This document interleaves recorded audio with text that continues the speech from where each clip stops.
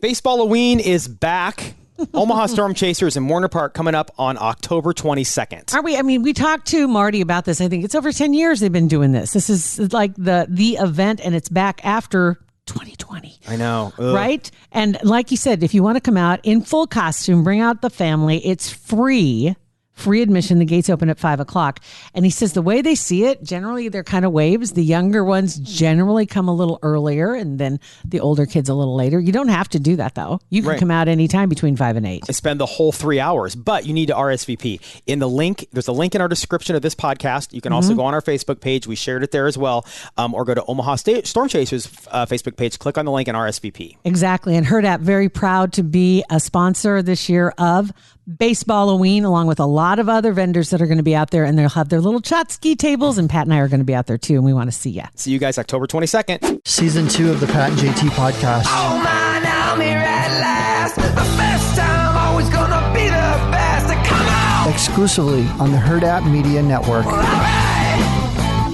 402-403-9478. LJ texted in. Said, I have a Galaxy S10. Yes, you have to select either Chrome or Samsung Internet as the default. Okay. It will keep any internet tabs you have open. So swipe down for the search address bar, and it'll show you the tabs. Okay. Touch the X in the upper corner, or this is commentary, or just get an iPhone, and you don't worry about any of these garbage steps. That wasn't I'm in just the text. saying. That wasn't in the text. It actually might be in the small print. No, I don't think so. Well, you know what? I figured out what I did do is I got a new case for my also. So I have a place so I can put my ID back here, because when you go to a grocery store, no matter how freaking old you are, they got to scan your driver's license when you buy booze. Well, and you think you've been buying booze at that Hy-Vee or whatever for long enough. Exactly. But it's not about how old you are. It's about scanning it so they document it. Because it used to be they never scanned it. They never scanned my driver's license. And they don't before. always scan it. Like sometimes yes, they will. do now. The last couple of times Beth and I have bought it at the store at Hy-Vee and that alcohol place, whatever, by old Toys R Us. They haven't scanned. That's the policy for bakers and all grocery stores. Really? They're supposed to. I think they get tired of it because I think more and more, a lot of people do like either digital pay. Right. And so you don't have your driver's license on you. But they can't scan your driver's license from your phone if you had a copy of, if you just had your phone. Right. Because there's no program or app for that to upload your driver's license. Like, oh, look, Costco. Figure that one out. We can put an ID on there, and then that's cray. Wow, DMV. WTF. Let's try that out. But anyway, so I was like, I'm always, it's like you run in to get some, you know what? Let me go grab whatever in the booze department. And then I get in line. I'm like, oh, crap. They're going to scan it and I don't have my driver's license. And so I always complain out loud, because then sometimes they'll say, don't worry about it. Yeah, I'm sure they're so sick of hearing it. Because it's so silly that they have to scan it. They can't just look at, it's not to verify age. They're not asking them to verify age. They have to scan it, so it doesn't matter. But anyway, what was my point? Oh, my point was, so I got to do. That we're all being watched by the government is your point.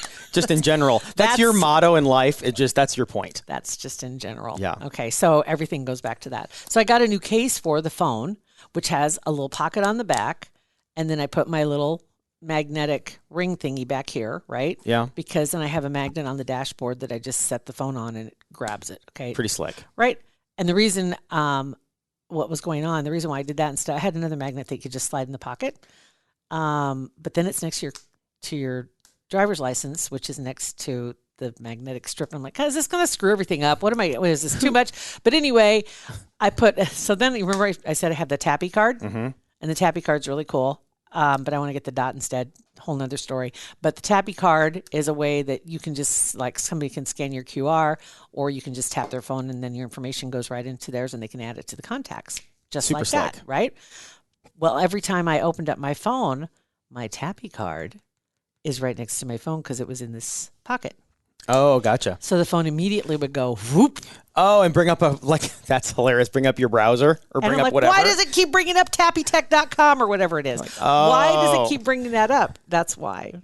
I screwed myself. So I took that out of the pocket, and lo and behold, everything works like a charm. So we're good. Anywho. I don't know. That was a lot to unpack there. We're only 4 minutes in, and that's a lot. We could wrap it right now. It's a lot.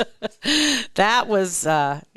So I was just glad to get it figured out. So now I don't have that problem anymore. So we're all good. I'm still trying to get my, you're resetting your ringtones, your notifications, and everything's different. And so I don't realize I hear a beep and I think that my phone's dying. Nope, that's my new notification signal. And so like it does. So when you migrated everything over, the settings and notifications didn't migrate with it. Because some aren't still available. Oh gosh! Right, everything I had on my phone does, but you have to go back through because they have like. What was it? 8 that you had. And this is like a 25. So of course they're not available because those are like in dot matrix form or whatever. Dot matrix. I don't know. And that's a printer. Anyway, so it has like defaults, and then you go back in and get everything put back together, slow but sure. Yeah, and I can't get some of the notification sounds that I want. So you got to get new ones. So, and my Pavlov's dog's brain is trained to hear, you hear a certain sound, and that's what, that's what it is. And even if it's a soft little sound, whatever your brain's used to, Every time I hear the thing for my, and I just changed it this morning, but for the notification, the default, it was the same sound that my other phone made when it was dying. Oh, that's not good. So it's going to take a long time for you to get used to. Because it was like, no. Oh, God, it's dying. Oh, no. No. Fine. It's just got to rearrange them. Yeah, so just spam. So on the news yesterday, was watching the coverage, that Brian Laundrie thing, Gabby Petito. That whole story is just so outrageous. Right. And I don't know, we haven't really dug into that at all. Just kind of sitting back and watching. I mean, and how all these weird elements. It's like they go camping. Somebody saw him abusing her. The cops just let it go. He returns by himself. Dog the bounty hunter shows up. Right, that when Dog shows up, it's like, what? That's because Dog has been so elusive lately since Beth passed away. I think he might even be married again. He got married. So like he's been so weird, and then he shows up. When that happened, it almost made me feel like, okay, this is like a TV show. This isn't real life. And Dog shows up. Up to that point, didn't you have kind of like that itch in the back of your mind? You're just like, is this for real? Yeah, it's just weird. How does somebody drive back across country, Wyoming to Florida, Montana to Florida, whatever it was, and drive back, and then she didn't come back with me. What? Right. I don't know. Okay, well, let's go camping, and then load up, and mom and dad and the kid go camping because they knew the whole time. And the parents knew, and I think they went 2 times. Probably hitched up the trailer and let's go camping. Long weekend. Let's go camping. Did anybody ask him, hey, where's Gabby? Hey, where's Gabby for all? Yeah, I'm sure. They knew 100%. They knew. They had to. Yeah, there's no way that they didn't know. And so then they end up finding. Oh no, the better part is that the parents found him. Oh, I didn't know that. Basically, the parents found the knapsack or the belongings. Because they were in the same park. So they were just out. I mean, I understand if your kid's missing, you're going to spend 23 hours a day looking for your kid. But so you could potentially stumble upon something, maybe. Right. But that's awful convenient. It said, let me go back and grab this. I think that's why they say that the family shouldn't be part of the search party. Because somebody in the family stumbles on something, then all of a sudden it's fishy that they stumbled on whatever it is, whether it's a body or a piece of evidence or whatever. Like, how did you know to look there? Said on Wednesday, I think they were with them because the family was with the authorities, and they located the backpack and a notebook in the Carlton Reserve, which I'm not sure that that's the same place. I like just immediately looking, I was like, is that the same place they went camping? But they said that the family lawyer spoke up and said strong probability that the remains are his. It's quite sad. You can imagine as a parent finding your son's belongings alongside some remains. So, yeah, they found him. They were in the area that until recently had been underwater. That's weird too. So how did he die there then? And how did they find him?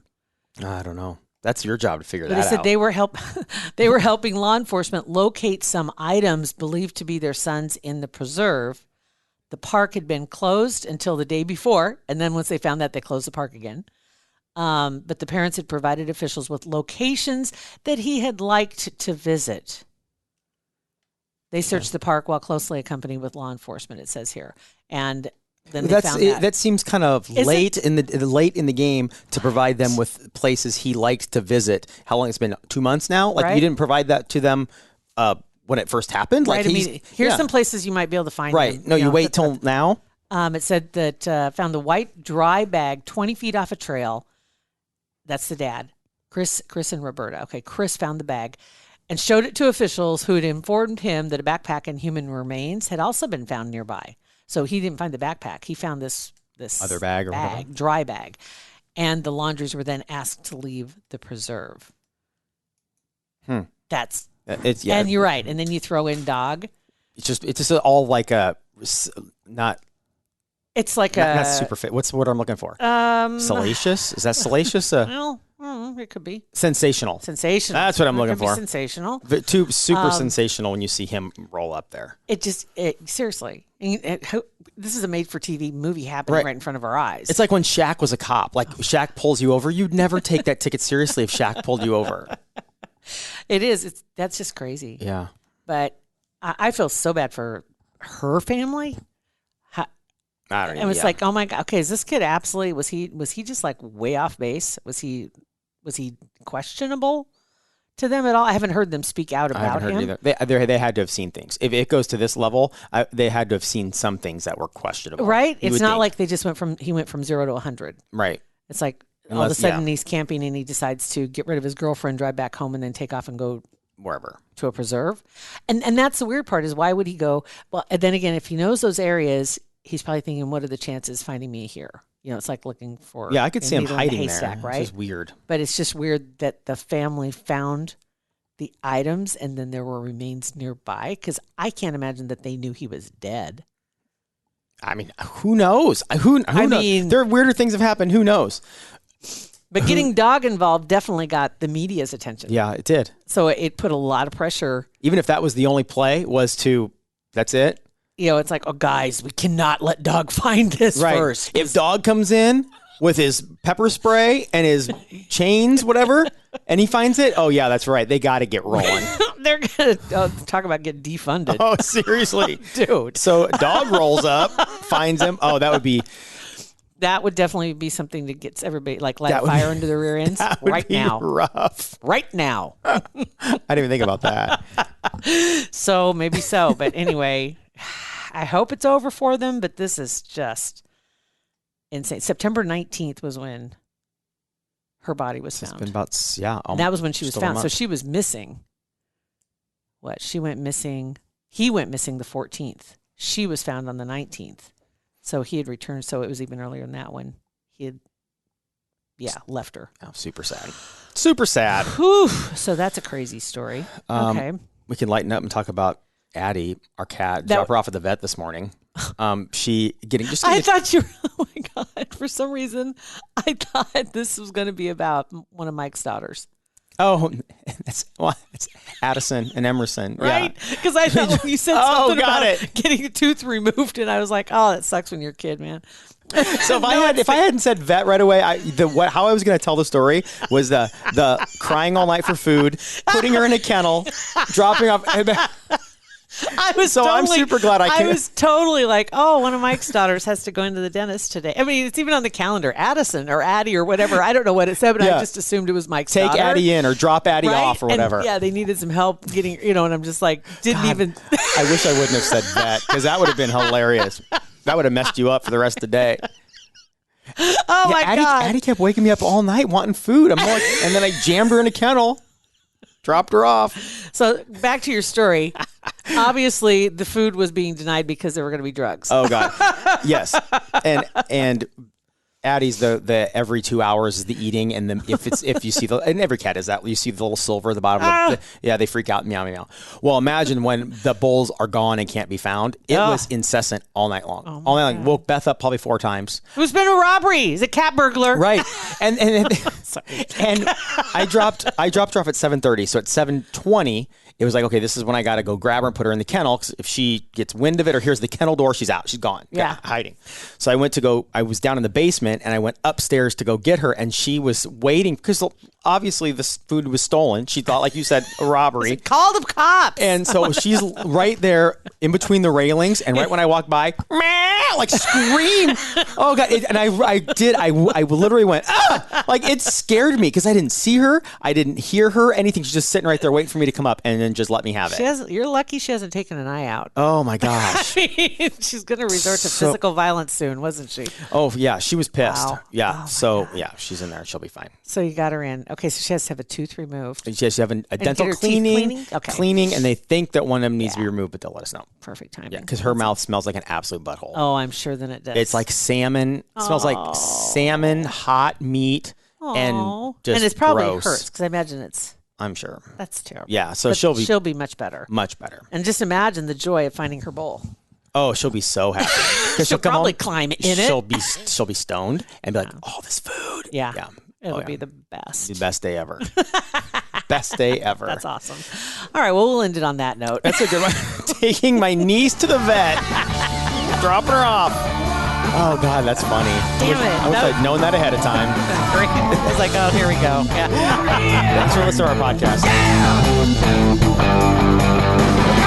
Pat and JT Podcast, a Hurrdat Media Production.